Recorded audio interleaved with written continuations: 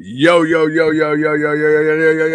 ladies and gentlemen, thank you once again for tuning in to another episode of the GOW, the Generation Wrestling Podcast. It's yours truly, the franchise, aka the voice that get them moist, the king and the people's choice. Yee! And we are the Generation Wrestling Podcast, man. Welcome to the Monday Night Block Party, bro. What's good? Man, hey, WarGames, baby. WarGames this weekend, man. We ain't done, man. We told y'all, man, we had 3 weeks of just pay-per-views and action coming to y'all. Man, we already got through week 1. We just got through with full gear. And then, of course, we're going to talk about the aftermath of all of that on Wednesday night. But right now, man, we are gearing up for this week's pay-per-view, which is Survivor Series WarGames. Yeah. Hey, man, they announced the card. They put the card out there. Hey, man, 2 WarGames matches, nothing but championship matches in between. I like it. I'm not mad about none of the matches that they got on the card. So with that being said, bro, your thoughts real quick, man, just on the both WarGame matches. By the way, if you don't know what the card is, both WarGame matches. It's a triple threat for the Intercontinental. You got Sheamus, you got Bron Breakker, you got Ludwig Kaiser, and then of course, man, you got Damian Priest going up against Gunther, and then of course, man, you got Shinsuke going up against LA Knight for the United States Championship, and then of course, like I said, you got the 2 WarGames, 5 matches. The show is coming on early. Okay, I see. A big boy, and we back, yes sir, and we back with a 2 big boy. The show is coming on early. They're doing a 4 p.m. Pre-show. That's what it is. Yeah, that's what it's called.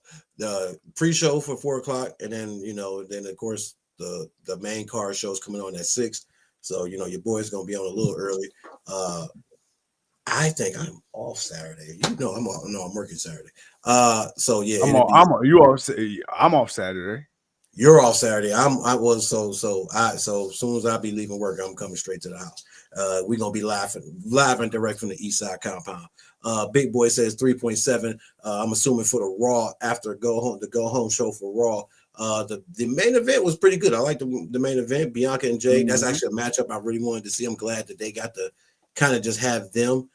Neither team came out to interfere, which I thought that was going to happen, but they didn't. It was just them two. It was Bailey in the end, but that was the kind of peek at who's going to take that 5th spot. Spoilers: the show was taped SmackDown. They kind of already spoiled that, but yeah. So, but I really thought it was a good main event. The show overall was pretty good. Big Boy gave it a 3.7.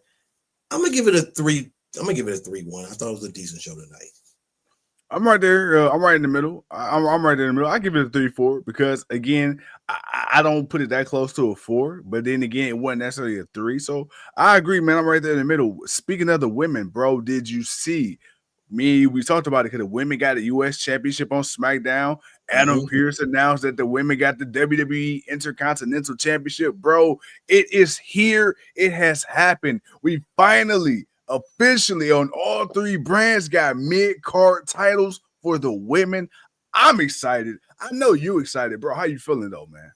I'm excited because now we're about to see an elevation.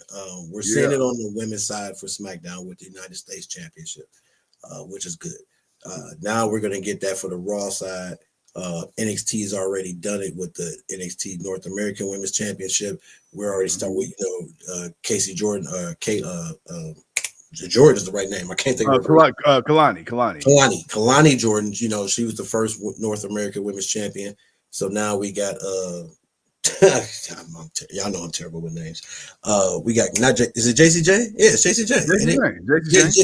JC Jane, who's now the new North American Women's Champion, and for her coming from the tag team with Toxic Attraction and doing her own thing. So now to see her evolve and becoming a single star, that's the type of thing that you want to see for the women because it's been too long for them. I mean, it's always just been one championship, and even though people are like, "Oh, the women don't need the tag team titles," I've been saying they do need it because you have to give them something. You have a lot of women you make as tag team because a lot of times, though we have women's singles matches, you have a lot of tag team matches. You have a lot of women that you put in the tag. Why not give them a tag team? Why not give them a little something more to fight for? And now we're seeing that even though we're still struggling with them and the importance of the tag team, which they're really working on that. They're really working on that. Fallon Henley. Thank you, big boy. You corrected me. Thank you, sir. That's why we love the GLW. She's the North American Women's Champion. But we need these ladies to have more of a purpose. Everyone's not the women's champion material. Just like every man is not world WWE champion material. But there's other titles, there's other things you can aspire to win and be, and you got to give these women that. So now that you got the tag team division, under wraps, you building that, it is what it is. Now you've added this mid-card championship that just gives the women something more to fight for to become a Grand Slam champion, to have all these belts. So now when Charlotte comes back, now when if Becky comes back, and then when you keep adding the women that you got now, when Asuka comes back, and then when you've got so many women that are going to go after these titles because they're going to want to make them prestige. They're going to put that legitimacy behind them. So let's go, man. Because we're going to get some good matches. I just know we are. And the thing is, too, you hit the nail right on the head. Not everybody is meant to be a women's world champion. Same thing with the men. But what did we say? Why do we like the IC title? Why do we like the United States Championships? And specifically the IC Championship historically for the men, because back in the day more so, and we're starting to kind of get back to it now, but the IC Championship, it was the workhorse title, but it was a tester, right? It was like, all right, we're gonna put this joint on you, and we're gonna see how the crowd react to you. We're going to put this joint on you and put you in matches and see how you fare with the belt around your waist that isn't a tag team or a world. Okay, boom. And then depending on how you do with that'll let us know, hey, man, you going back to catering or we're going to push you up to that next level. Like Jay Uso. You going to face Hulk Exactly. And right now with the women, like, okay, like I know we joke about about me chin a lot, but you started to come around to me chin a little bit. And I think right now a US or Intercontinental title is great for somebody like that, because now we get to see what she could do with the title around her waist. And it's like, all right, man, cool. Like, do you deserve to be in that world title picture? Do you not? And then you got some people, man, that just gonna forever be a mid-card champion. Yeah, it is what it is. Like LA Knight. I love LA Knight. I thought there was an opportunity at one point in time for him maybe to be a world or WWE. I've come to the realization he's just going to be a really over mid-card champion. Do you see hope? Do you see one? Oh, do you see one? The percentage is changing a little bit. A little bit. Okay. Can you tell me why? Can you tell me why? Because I'm not seeing a diminish. I'm not seeing a diminish in the popularity in his character. That is true. I got scared with the Roman Reigns match, but it didn't fall off. No, and it got bigger. And then once he won the United States Championship, it went to, and then he got involved with the Andrade and Carmelo Hayes, which that kind of made that thing a little bit more. And then he defended the championship, and he did his thing. He showed up in every match he's had, and then he did the match with Carrillo. So, and then now you got Shinsuke. So it's like, okay, the lead up might not have been the greatest, but that's what a lot of the some of the stuff that goes on. But it's about, okay, what's the final finish? How do you present this match? How are y'all going to go out here and make people be like, oh, you know what? Okay, I'm fine with, the lead up might not have been as great, but the finish was awesome. So yeah, I feel like he hasn't diminished as far as his popularity, as far as people wanting to see him. The percentage is starting to change a little bit, because there could come a moment. Yeah. And I'm looking at the landscape. I'm looking at the landscape as far as what it is right now. And I'm looking at the people who could be that guy as far as that WWE World Heavyweight Champion. LA Knight could be one of those dudes that could win it and not hold it for a long time. There's been plenty of guys that's fine with me. There's been plenty of guys that has won the championship and held it to good night, man. Okay. There's been plenty of guys who have held that championship for a month or so, or whatever, and then lost it. And might have won it again and lost it. Miz is a 2-time champion. I don't think Miz has more than a 3-month reign. I don't think either time he's really held the title for more than 3 months. Or maybe the first time he did, but at the second time I don't think he held it that long. But the first time it was different circumstances. But I've seen guys win the championship and not hold it long. The percentage of him actually winning a world championship is actually it's moving a little bit. Okay. Well, I'm glad to hear you say that. I'm glad to hear you say that because I know at the beginning it's funny when you and I, man, when we come into like new people or like new people in WWE or just in general, you know how far on opposite ends we could be. Because I was really big on LA and it took you a minute, but then again, like I said, I say the same thing with Sheamus, with Charlotte. Like, I ain't seen Charlotte in a while. I ain't gonna lie, franchise kind of missed the queen. I'm gonna be honest with you. I kind of miss my queen a little bit. So that's all good. That's all good. But we got that, bro. You already said it. Your boy, man, the WWE World Heavyweight Champion, Gunther.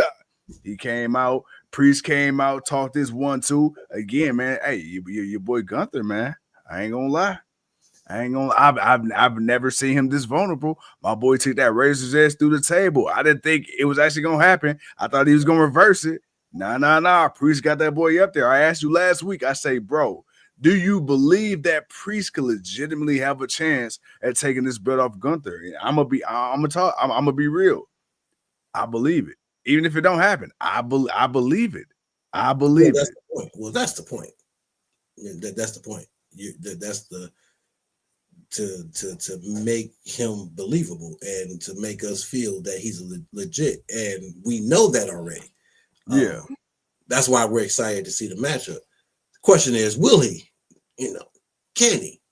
And I think this is the thing for Walter. I think this is the best thing for him as a heel, because you got to come to that point sometimes. All the heels come to that point where, it's it's a little bit of a looking moment. Even though, and to me, I'm gonna say it again. I think it happened back when it happened with Sami Zayn, because I really think there was an underestimation of Sami Zayn really beating him, and then the way he beat him. And even though he did go on to win King of the Ring, but how did he win King of the Ring? Well, he really didn't get the pin, but he got the pin. They gave him the match, but he didn't get the pin. Technicality. How did he win the World Heavyweight Championship? Well, Finn Balor came down and cheated Damian Priest out of the championship. So Walter really ain't been winning on his own. He's been winning of circumstance. So you got circumstantial champion, man, basically. So now it's like, and then he lost to Cody when the title wasn't even on the line, but a title was on the line, but it wasn't his title. Yeah. And then I feel like he fought somebody before then too. Was it Shane? Was it Breaker? No, it wasn't Breaker. No, it wasn't Breaker. No, it wasn't Breaker.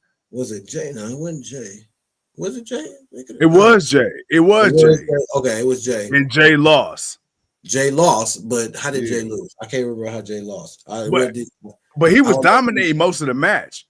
I just remember I remember it was that one false finish, and everybody thought like, "Oh, was Jay gonna do it?" And then Gunther just ended up like chopping the shit out of him.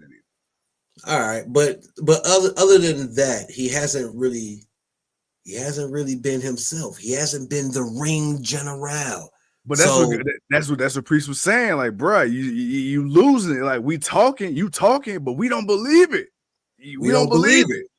Which is why I believe Priest is the perfect person to where he could actually beat him. He can beat him back into that guy, and or he can get beat and not be that guy. So that's where it's like, I don't know. It's really dicey because I like Priest and I know Priest can do it. Yeah. So, okay.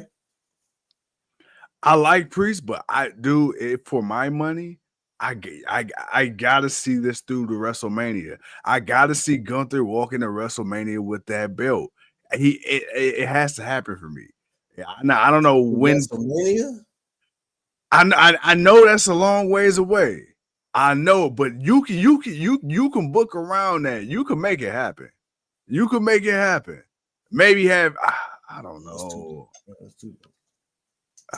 I don't know. I don't know. But that's that. We get to WrestleMania and we get there. We still got to make it through Survivor Series, War Games, but we got that. Your girl Jay, our girl Jay Cargill, man, she's out. Bone bruises, spinal issues, lacerations. According to WWE, I guess legitimately outside the storyline, she really is dealing with some legitimate neck issues. Timetable is right now expected to be around 3 months. So I guess that that is true. So if that is true, Jade, I hope you get well soon. Tag team match. About 3 months, then they gotta do something with them titles. You can't have them. Nah, you can't. Not for 3 whole months. You know what I thought about? I don't know how you gonna do it. Maybe have Bianca defend it, like maybe with Naomi or Jade or some shit. Or she gets stripped. Not Jade, excuse me, Bailey. Or get stripped and you can put it up in the tournament. You got enough. You can go back in the singles titles. And then you can make a thing out of that. That you know what, my partner's injured, so I'm gonna go back doing my thing, and and then whoop the whoop. And then when Jay come back, it's like, that's in the past. I don't want to do that no more. Hey, speaking of in the past, dude, hey, Kofi and Woods. Oh my God. Yo, so when they was in the back, because at first I wasn't really paying no attention. I thought they were gonna just do the normal bickering. But bro, they started saying some real life shit. I said, hold on, let me turn my TV up. Bro, here's 2 things. I'm happy, but I'm frustrated at the same time. Why the fuck could we not get this Kofi during Kofi Mania? This is what I needed. I don't need you to be this Kofi against your brother. I needed you to be this Kofi when you won with the company and the man was stacking the deck against you. Oh, I'm so mad at that. And see, you like it and dislike it for that reason. I like it and dislike it for a totally different reason. Talk to me, please. Talk to me. My reason is they weren't wrong in what they said, but I understood why they said it the way they said it. It's the order of what they said. For one, Kofi, I see. I feel like Kofi had a right about the quarterbacking thing. Yeah, but he shouldn't have led with the. This is why he came in too hard with the. This is why me and E don't let you lead thing. Yeah. Like that, and I felt like because it wasn't like it was necessary for him to do it at that point, but it was more for him to hit on the point of, dude, you've been tripping on this other thing. Like, like follow your lead. Like, dude, I've been like, he could have like, I followed your lead, man. We followed the plan. Like, bro, like what's been going on, man? Like for the past few weeks, like it's like and then it could have led it, but that still could have led to the argument. Yeah. That still would have led to the argument. Yeah. But again, I understood for them and the purpose of how they did it, but that was for me because it also kind of made Kofi come off as wrong. Yeah. And Kofi ain't wrong in this scenario. And that's my whole thing. I don't feel like Kofi is wrong in the aspect of the way Xavier has been acting. And if it's something that he's been feeling, why not just say something? You ain't saying shit. Like you walking around here having these goddamn tantrums like a goddamn kid, but you ain't saying shit. But then you saying shit in arguments, but you ain't saying, like, bro, you could have just said, bro, you know what? I love the new guy. I love us as a group, man. But I want to focus on me. I want to do more things as a single or star. All right, bro. Right. I don't think Kofi would have had a problem with that. And that's the only reason I've had an issue with this whole thing. It's like, but it also plays off of what Karrion Kross said to Xavier. Mm-hmm. Like that's the whole thing. It's like, nah, bro, you've been off ever since him. And then we just finally, we've been watching this thing break down week by week. Odyssey Jones, everything else. So we've been watching this thing break down until it finally unfolded to here with Rey Mysterio and all that. We finally watched this thing followed here. So he was right. They were both right in what a lot of they said. Now Xavier talking about, Kofi not, not taking the ball, not being angry enough and being upset. Like, yeah, you right. I feel you on that. That's just not the reason why I was upset about what happened tonight. Like I agree with that. That was definitely right. We would have loved to see Kofi a little bit more angry. Like you still could have been positivity, but man, hey, you could have been like, hey man, I'm not gonna take blatant disrespect. Like y'all gonna have we're gonna have to work on this. We're gonna have to do something different. But you also kind of understand, if you understand, why Kofi kind of played that way. All right, it ain't, and don't get me wrong, it takes time, man, it takes time to move tyrants. Okay, so it is what it is. But outside of that, it was just some of the placement of the argument. It was like, okay, I see how they're doing it. Okay. But they said real shit. They said a lot of shit, and I think it still would have played out. I just would have changed the order of how that would have went. Because to me, if Xavier Woods was cool with Kofi starting the match, and then you gonna tag in, and then every time you tag in, you getting your ass whooped, and you don't want to lose it. Like you get mad at him, but you tagged in, and you the one that got knocked down. He tried to help, but it didn't work, and you still got pinned. Like, bro, you were 11-time tag team champion. You've been in way more matches than that. You couldn't kick out of Tawazawa. You let Tawazawa bro. Like, come on, man. You slip it. But I'm ready for this thing to end. I mean, it's had its run. Kofi versus Xavier, man. We're gonna get it soon. Maybe that's maybe that's a Saturday night main event match. Saturday night's main event is this week or next week or 2 weeks. December 14th, man, and we are not gonna be able to do it. I'm gonna go ahead and just disappoint you now. We'll talk over it. We'll talk over it. Okay, I'm about to say, why am I disappointed? Because we ain't gonna be able to do it. Hey man, I'm the irresistible one. The fuck you talk about, man? Shit, I'm just saying we ain't gonna be able to do the show that night. Oh, okay. Hey, man, tell me you don't love me without telling me you don't love me. It's okay. All right, man. Look, I just wanted to let you know, man. I ain't want to let you down. Oh, no, you good. Kofi definitely should have been that way towards Randy during the second feud in 2019. I mean, he kind of was, but the whole and the Brock Lesnar thing, it's like, come on, man. We know why that move was really made. I mean, first and foremost, it's Brock Lesnar. Mm-hmm. We didn't really think Kofi had that much of a chance against Brock anyway, but sometimes the smaller guys can put on a nice little fight. But we know what the decision was. Man could put on a nice little fight. That motherfucker had a fight to put up. He didn't even put up a fight.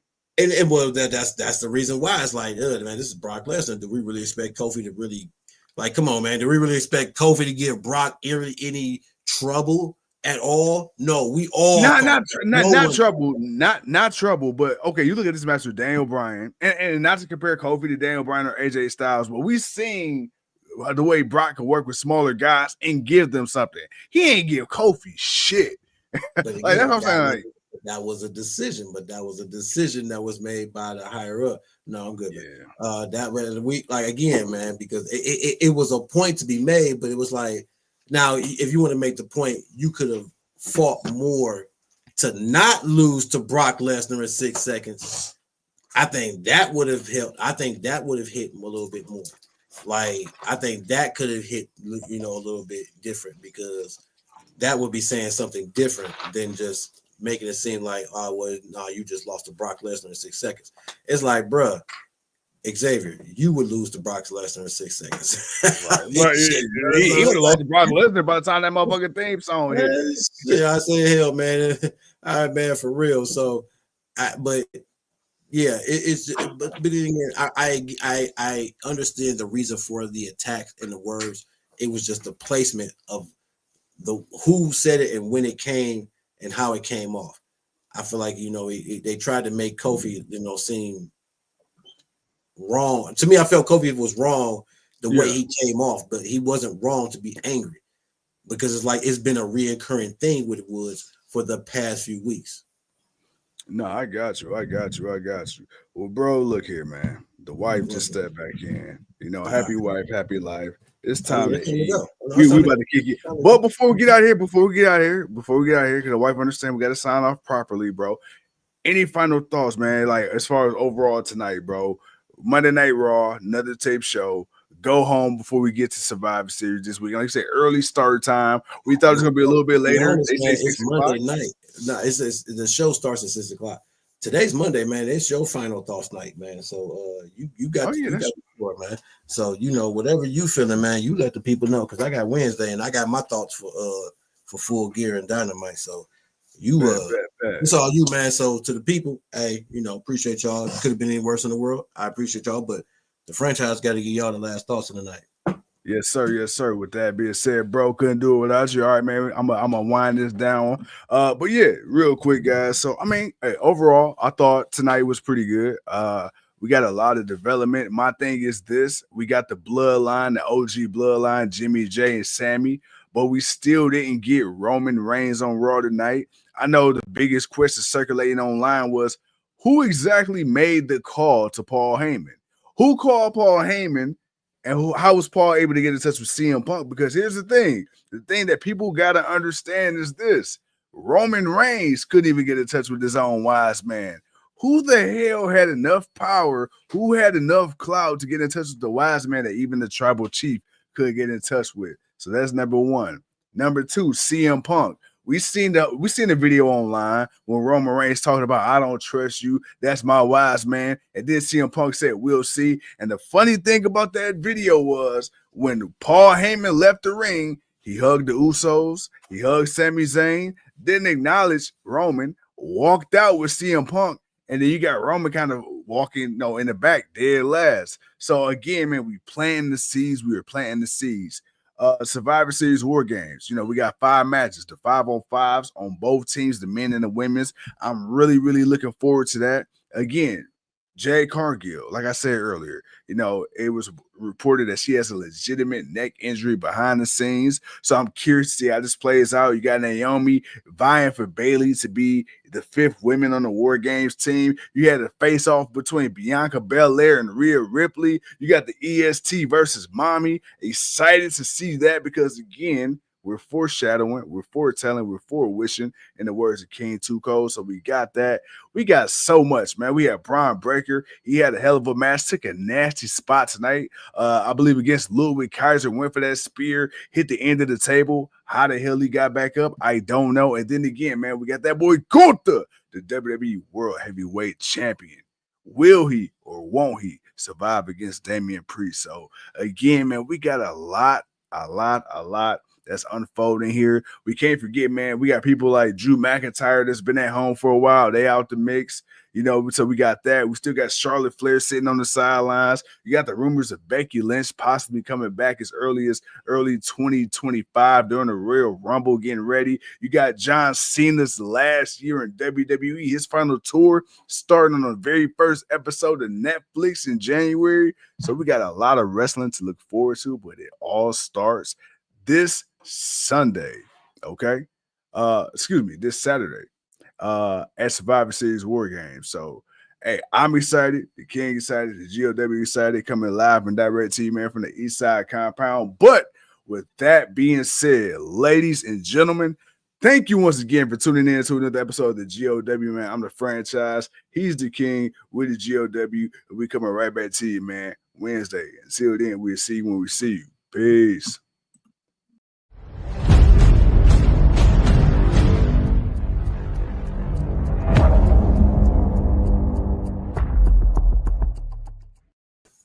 My boy.